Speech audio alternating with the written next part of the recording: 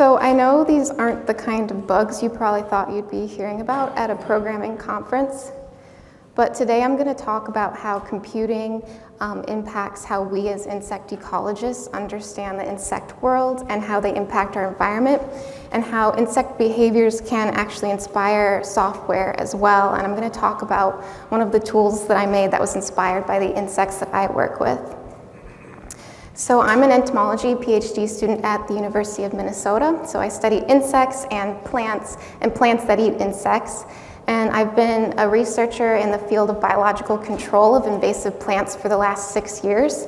And during that time, I got my master's in geographic information science, and that is where I first was introduced to programming and learned some programming, so I know it took me that long. But I got introduced to Python, and so that's where that interest started. But since I can remember, and everybody knows this about me, I love talking about weevils. And that's because weevils are the cutest insects. They're very charismatic. They're a type of beetle called the snout beetle, and you can see why. They have these very modified mouth parts that look like noses. And these are actually uniquely designed to exploit plants. So they all eat plants, and this acorn weevil here has this modified nose that it's actually drilled into that acorn, and it's now backed up and is laying an egg, forcing an egg inside the acorn so that its babies will hatch and all of their food will be right there and they're protected within the seed. And so this is actually a very useful behavior if you're someone who studies how to control very problematic invasive weeds. There's almost always a weevil out there that attacks that specific plant. And we'll talk about why this unique relationship that they share with plants means that weevils are the original functional programmers. So before that, I have to get into a little background about what biological control is. And so first we have to talk about what is an invasive species. So an invasive species is a plant or animal that finds itself in a novel environment, and usually it's facilitated by humans. It finds itself in this new area where it's not native, and it does really, really well. And it's so successful that its population gets way out of control and it starts causing environmental and economic harm. And so at this point, we would consider the species a pest species. And many states actually have their own laws around regulating pest species, and they have to be controlled by law. And so this is a picture in my home state of Minnesota of Canada thistle seeding out along a federal roadside there. So they have to take measures to prevent the spread of that population. And we start to consider a biological control solution when maybe chemical methods haven't worked, so it's spraying pesticides is not working, it's resistant, or perhaps you can't spray in sensitive areas that you're trying to conserve, or mechanical means for preventing the reproduction have failed. And so then you start to consider bioengineering a solution using a natural enemy of the pest. So this is a relationship that already existed in its native land, and you're just using it to your advantage. And so this is basically the end to every Jurassic Park movie ever. That T-Rex is like the best biocontrol agent. And so we like to say in biological control, the simplest way to put it is the enemy of my enemy is my friend. And the theory is that a lot of these pests have become so problematic because they escaped those relationships when they got here. And so in my time as a biological control practitioner, I've noticed there's actually quite a few parallels to software engineering. And the first is everybody's excited to get to release day. So this is the day that you get to share all of your hard work and research and all of the money that you put into your project with the public and share your solution with them. But the other thing is no matter how many releases you have, people are only going to remember the things that go wrong. And so I always, this species always gets brought up when I tell people what I do. So this is Harmonia axaritis, or many people know it as the Asian lady beetle. And it was introduced for biological control in the early 1900s to control an aphid. And then more aphids invaded and it moved north and it gets into people's houses when it gets cold. But what I like to point out at this point is that there are tons of biological control agents that have been released. This is just a catalog of the ones that have been released for plants around the world. And there's multiple ones on each page. And then here's one of just insects, because you can have insects for controlling other insects in North America. So the point is there's been a lot of releases, and many of them, there's tons of insects that are out there doing this work every single day, and you just don't even notice it. And on top of that, a lot of things have changed since the early 1900s when Harmonia axoritis was released. We have a very strict quality assurance process around selecting a biological control agent, and there's several layers in the US of federal agencies that oversee this. And so we're specifically focused on specialist insects, so not generalists, ones that depend on the pest species for their development. And we're also, of course, looking for something that's going to be very efficacious on the pest so that it's going to actually regulate that population and be able to establish in that new area. And it's never going to eradicate the pest. It's just the goal is to get them to cycle naturally in this new environment and just stabilize the population so it's not causing so much harm. And most of the agents that are prioritized are parasitic insects. And so when you hear parasitic insect, you might think of a fly like this barn fly that takes a blood meal from a mammal, and it's very annoying. But this is sort of a very intermittent interaction with its host. And ecologists are more thinking of something like this wasp that actually lays its eggs and then the babies are going to feed on the fly. So this is a very close type of symbiosis, but it's one where one organism benefits and the other is harmed. And so this is more what we're thinking about along the lines of parasitism. It actually depends on the pest for its development. And so I have some examples of this, but some non-entomologists have told me that those next few slides can be kind of gross. If you don't want to see insects eating other insects, you might just want to look down if you're squeamish. But on the top there is what we would call the bugs on bugs world. So those are insects controlling other insects. And the heavy hitters in this category are definitely the wasps. So wasps have a complete metamorphosis, much like a butterfly, where their babies, their larval stage, are kind of wormy like that, and then they develop and they become what you think of when you think of a wasp. So that caterpillar in the first picture has a bunch of wasp eggs on it that will hatch and it'll eat them. You'll be happy to know, if you don't like spiders, that there's an entire group of wasps that parasitize spiders. So there's a picture of that, and then that poor beetle is parasitized by a wasp as well. And then in the plant world, insects that eat plants or herbivores, it's a little more diverse. So that thistle seed head, that's an invasive thistle that's being parasitized. You can see some little worms in there. That's actually weevil larvae, so their babies look like that too. And then if you've ever seen those little balls on the undersides of leaves around this time of year, those are actually galls, and there's an insect in there. And it's actually an insect that secretes a mimic hormone to the plant to trick it into growing a tumor, so it can live inside that tumor and feed. And then the caterpillar on the cactus there is on prickly pear cactus. It was extremely invasive in Australia, and that is a caterpillar called Cactoblastis cactorum. It's the coolest name I've ever heard for an insect. And it was released to control this cactus in Australia, and they actually erected a monument in its name and put it on stamps because they were so appreciative. And so before I go on, I also have to state one more special case of parasitism, and that is parasitoid insects. So these are insects that, again, will develop on or in a host, but they obligately kill the host as part of this life cycle. So the classic example is this little parasitic wasp stinging an aphid. She's going to lay an egg inside, and then that aphid turns into this shell of what it once was. We actually call that a mummy. And that becomes the new case for the wasp to metamorphosize in. So it gets a meal, it turns into a full-blown wasp, and then it's emerging, its little head you can kind of see there from the dead aphid. And so as you can imagine, these are very valuable biological control agents because this is very efficacious. And it's also what I'm assuming inspired the movie Alien, because that is definitely a parasitoid life cycle. And so ecologists have been wanting to model these interactions for a long time to get a better understanding of what kind of control we might see.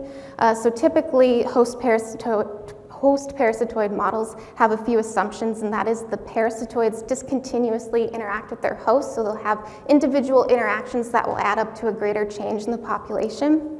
And then both populations will change in terms of each other. If the host population goes up, you will see a rise in the parasitoid population, but then once they've depleted their resource, they will both go back down as well. So you'll see fluctuations in time with each other.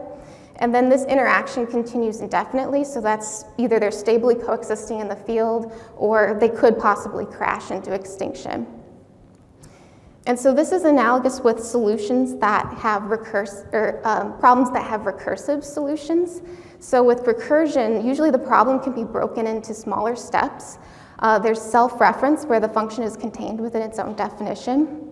And they can also be used to define an infinite series. And so in the early 1900s, mathematicians and ecologists were looking at modeling this type of special relationship, and one of the most famous models to come from that time period was the Nicholson Bailey host parasitoid model. And Nicholson was an ecologist that studied insects, and Bailey was actually a physicist from an engineering background. So this was sort of an interdisciplinary effort to create this set of recurrence relations that would describe the populations and show how they change over time. And I'd like to point out here that you can actually see that they are recursive. So the host calls the host population the previous time step, and the parasitoid function calls the parasitoid function the previous time step. And not only that, but they're mutually recursive as well. And so just to explain these other terms and how that works, so the host population depends upon some growth rate, k, the host population that was there before, and then that exponentiated term is how many hosts escape parasitism. That's going to contribute to their population. And with the parasitoids, it's some conversion efficiency of the host population, and then it's 1 minus that term, so however many weren't so lucky and didn't escape parasitism. And so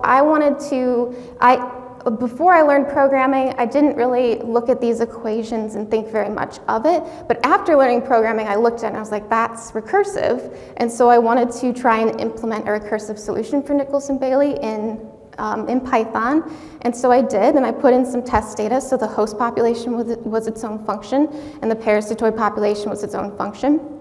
And the test data worked as expected. So I, as a weed biological control practitioner, wanted to apply this to my system. And so for that, you have to consider, can herbivorous insects be really considered parasitoids? They're definitely parasites because they live on the plant. They're causing some harm to the plant. They're very closely associated with it. A lot of them are endogenous. They develop within the plant, so you can see that weevil larvae is eating it from the inside out.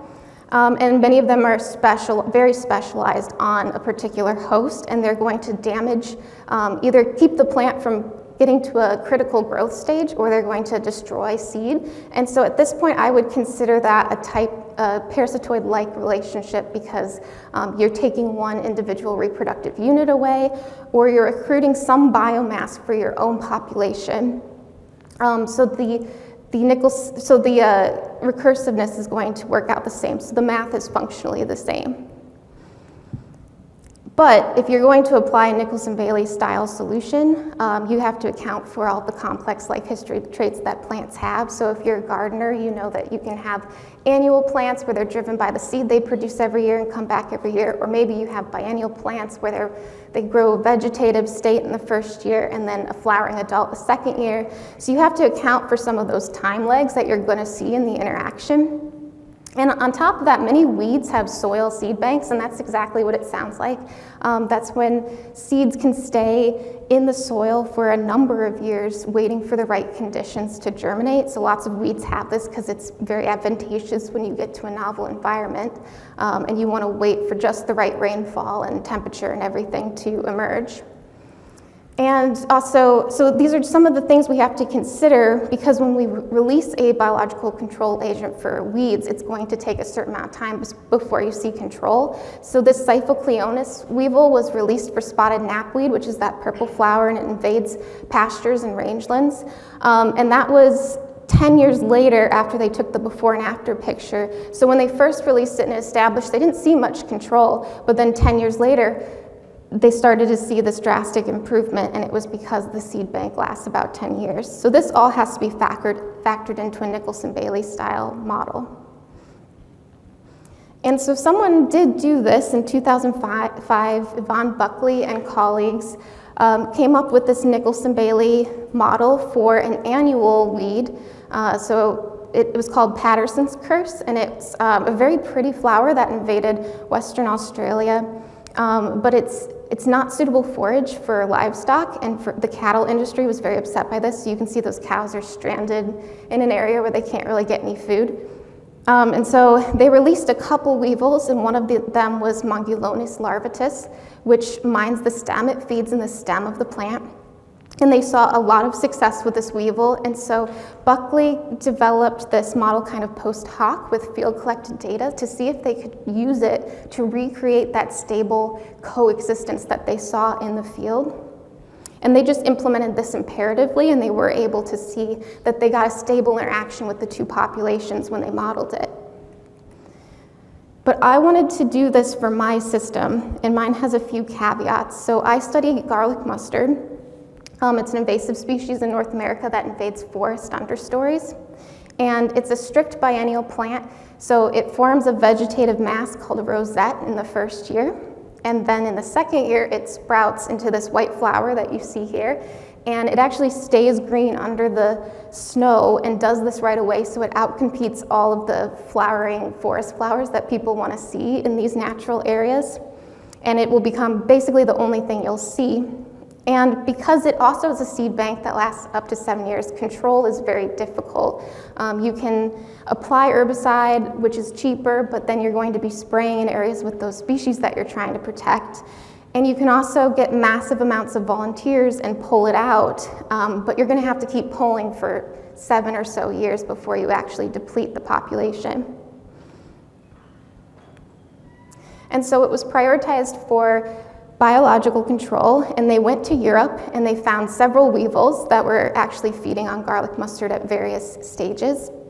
So all of these weevils look the same, but I promise you they're different.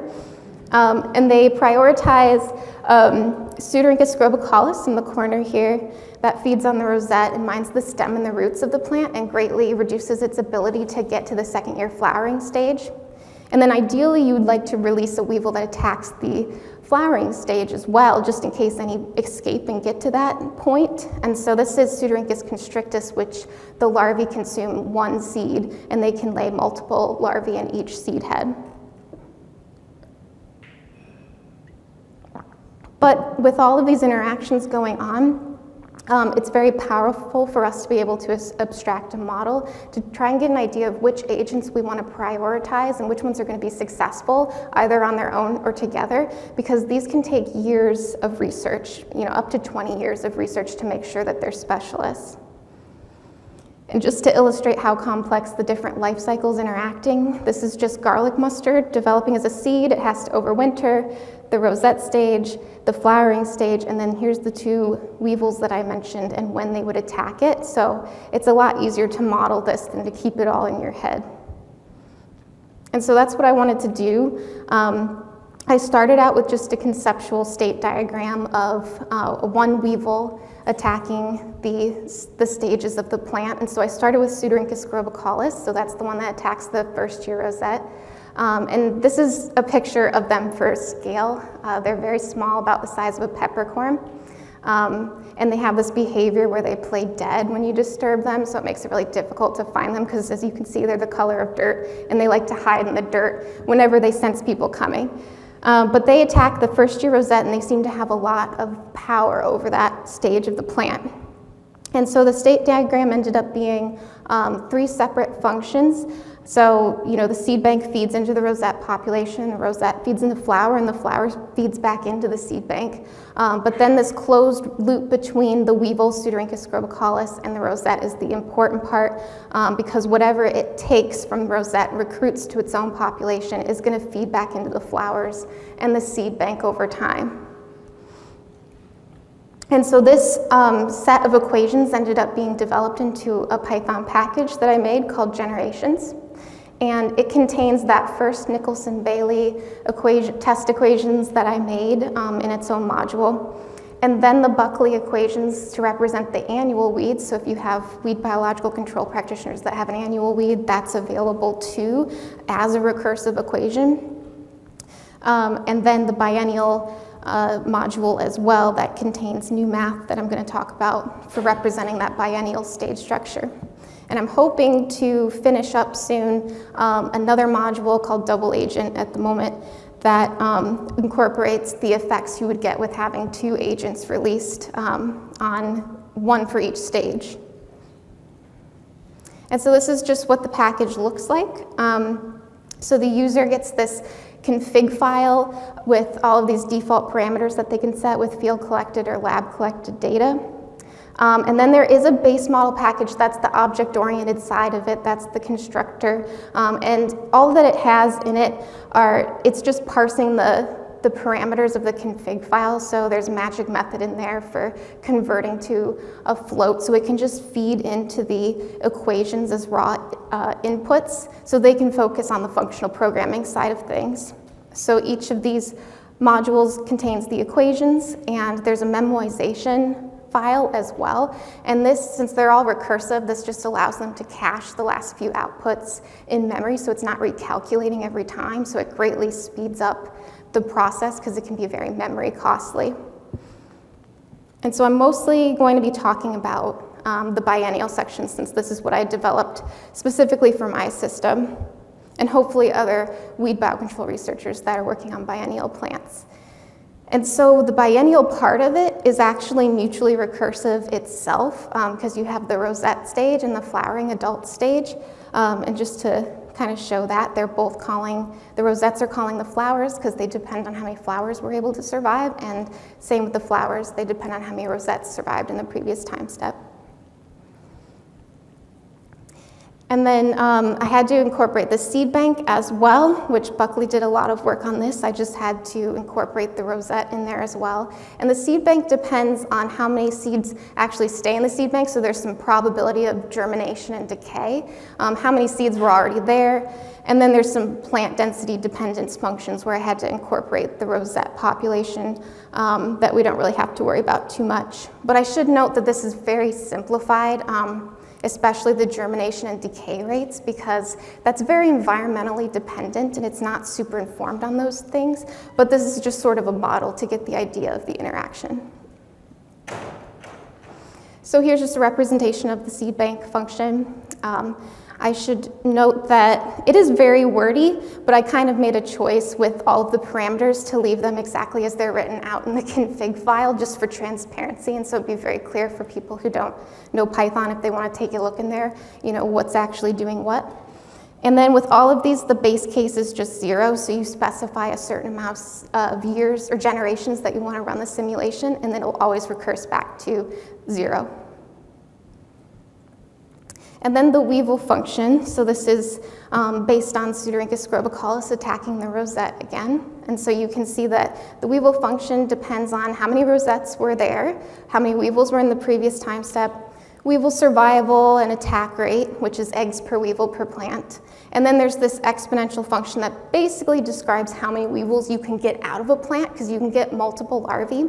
But there's a point of diminishing returns where there's too many larvae and competition will cause it to fail, so that's just incorporating that. And then here's the part where that Weevil function actually gets linked recursively with the plant stage. So it's actually on the adult. At one point I switched from F of T, so flowering, to adult because it was clearer in my mind, so that's why it's A of T now. But the adult is the one that actually depends on how many rosettes survive. So there's rosettes in the previous time step. And then there's also this exponential term, which is basically the rate at which weevils are stealing rosettes for their own population and stealing that away from the adult population. And so there's some density dependence and some rates of energy efficiency conversion in there as well. And so that's just a representation. So that's 4 functions, 4 defined functions that I described in the biennial package, and there's their math translations. And then I also recently included a means for generating graphs. So a lot of biocontrol practitioners actually want to graph this relationship over time. And so I went to a Python meetup and I heard about bouquet, and I thought that was a really neat package. So this is a graphing package for Python where it automatically generates an HTML page with a zoomable graph. So you can like zoom into the different time steps and everything. And so now through that base model constructor, it's given all of the functional programming modules the capability of taking a CSV that they output of all the function outputs and then graphing it with bouquet. And so I'm still working on generations. It's still in development. You can find me on Alpha Lima Juliet on GitHub. I've only done 2 releases so far, so it's in its early stages. But I'm still hoping to do a sensitivity analysis to figure out which parameters need to be super accurate when recorded in the field. And we know that it's probably going to be a weevil attack rate, so how many eggs they lay per plant. And then I mentioned that I'd like to get more flexibility with adding multiple agents, so not just looping it with the rosettes, but also the ability to do it with the adult stage and maybe have multiple agents on one stage. And then I also would like to incorporate hyperparasitism. And so this is actually when there's a parasitoid of a parasitoid, and it happens quite often, and it really does affect the interaction. It can really stabilize interactions, and actually the weevils do have a parasitoid wasp, of course, that we know attacks them. And there's likely ones that are going to be here in North America that will attack them as well.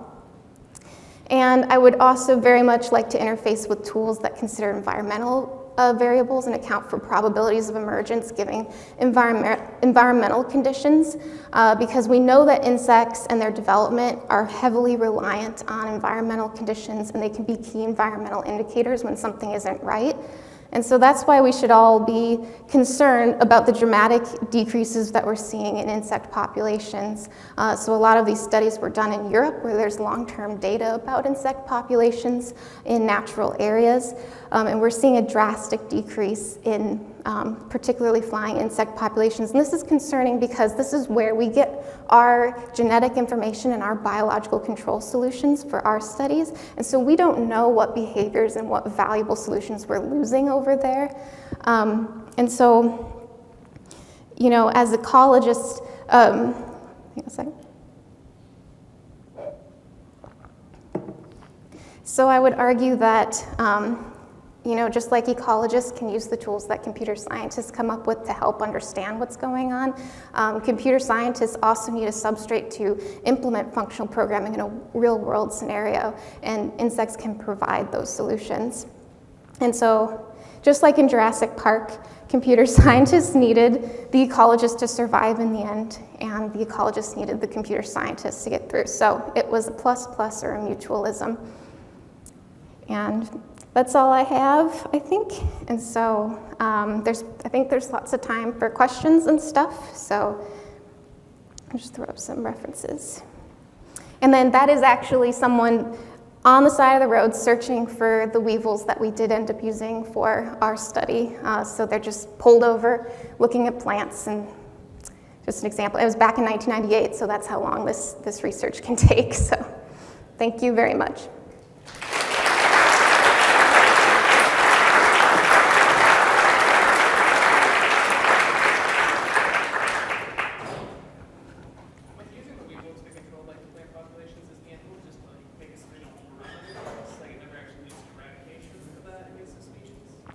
Yes, so the question was, when using the weevils, is the goal to, would you say, just to limit?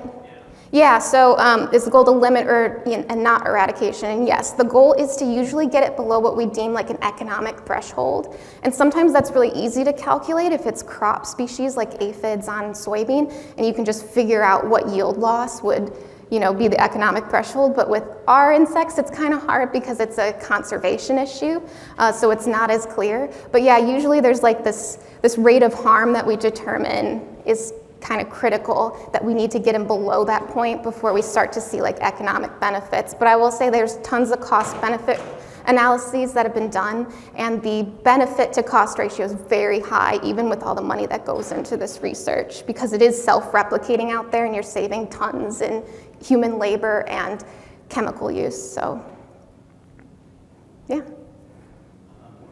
So, in the previous life, I worked as an ecologist and worked on grazing plants to control invasive species and mentions. How would you change this for like direct predation as opposed to parasitism? Yes, so that's a really good question. So the question was, how would this be changed for direct predators, direct parasitism rather than a parasitoid relationship? And I would say that since this is like discrete recursive relations, I think that would be continuous. I'm just thinking about herbivores, but there are herbivores that are released that just continuously defoliate the plant until like all year until it can't photosynthesize anymore. And I would imagine you'd have to do like some calculus and go for a continuous relationship model would be my guess, which I'm afraid of. So I haven't done, but they exist. I recently went to a conference and someone was working on that for an insect that defoliated an invasive water hyacinth. So, yeah. Oh, yeah. As a non-ecologist, what's the long game with invasive plants? Is the idea to sort of keep up, continue these control efforts, or is there a longer goal in terms of actually keeping things cleaner? Yes, that's a good question. Yes, so the question was, what's the goal? Is it just to keep up with the pace, the rate of things invading, or is there kind of a longer term effort? We definitely focus on prevention first. So there's all kinds of programs out there for preventing the spread, like Leave No Trace, or if you've ever heard of the Stop Aquatic Hitchhikers program. So there's more laws being put in place for prevention because we know that once a species reaches and establishes here, it's very hard to get control and lasting control. But I would say that that's a very underdeveloped area. It's like most people are focusing on, okay, what do we do now, and just trying to keep up, rather than how do we like stop them from actually getting through to this new area. So yeah, it's very underdeveloped and would take a lot of networks and systems research, I think. So we need programmers. Yeah.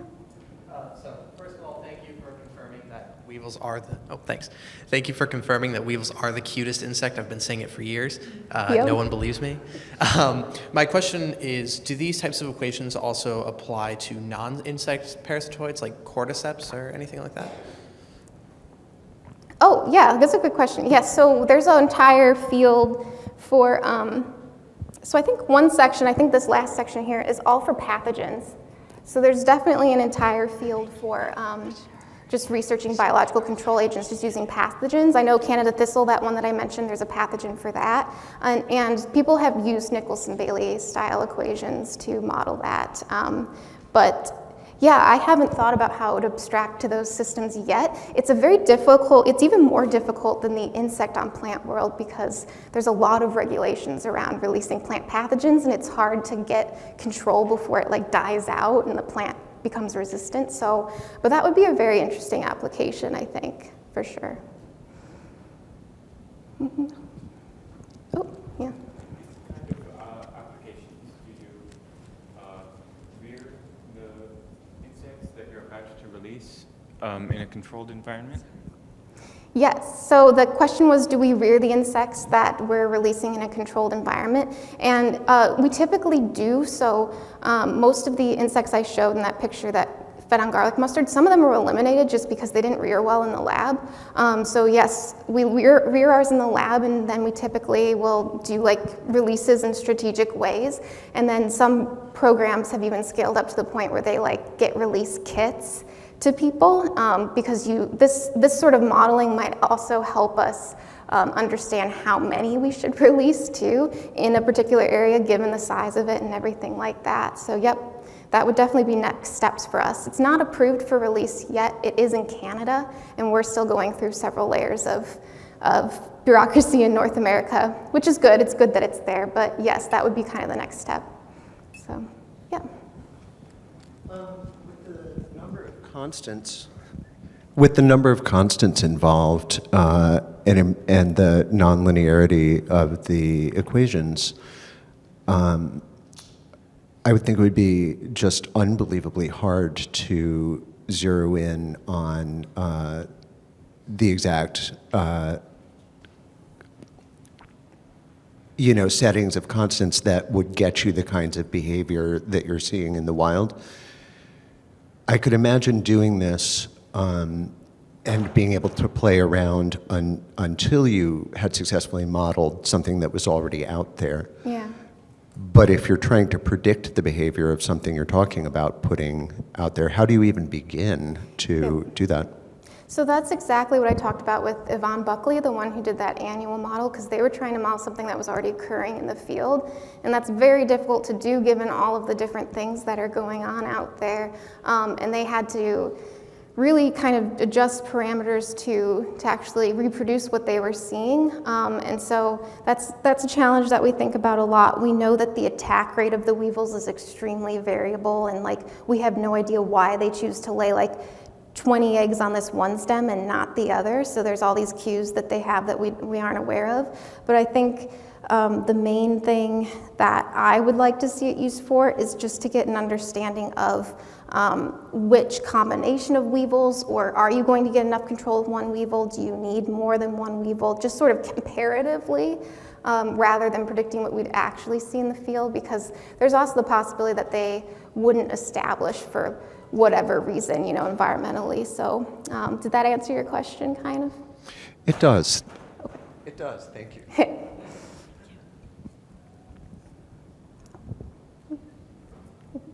Hi, I'm curious, when you're thinking about releasing a new insect, what sort of steps do you take to figure out ahead of time whether introducing that will change the balance in some other unexpected way and cause a cascading reaction sort of thing?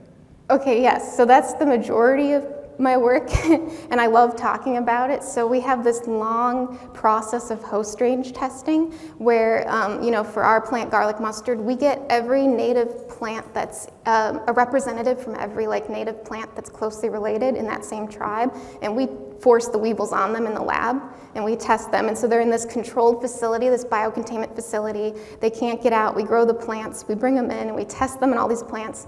We've done 114. We also test crop plants, even if they're not related at all, and then plants that grow in similar habitats and things like that. And we've tested hundreds, and they only develop on garlic mustard. We determined that they're a specialist, and so that's how the process works. Now, in the past, 50 years ago, 100 years ago, it was just, we're in trouble, we need to release something, and they would release generalists, and then you'd get those unexpected behaviors, so, yeah.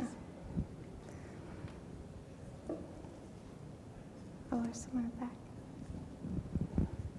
Just to kind of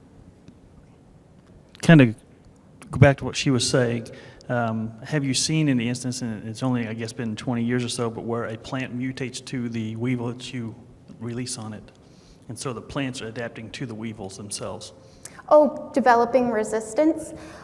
We see that more with the release of the pathogens because it's very quick to develop resistance to pathogens typically.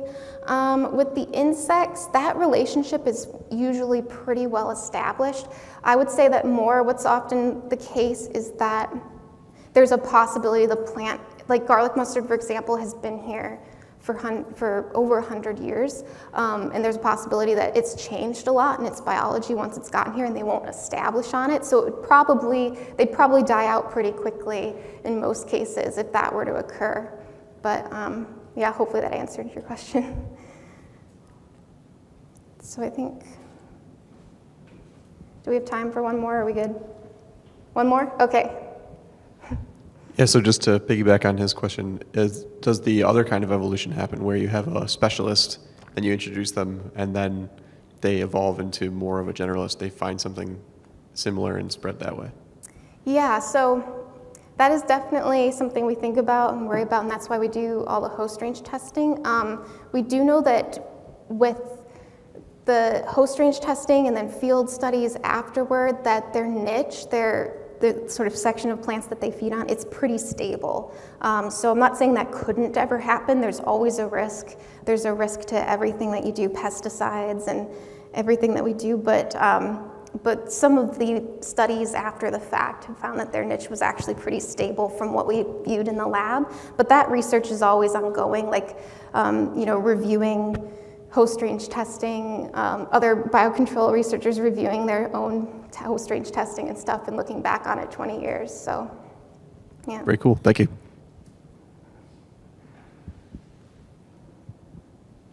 Good. Okay. Thank you, everybody.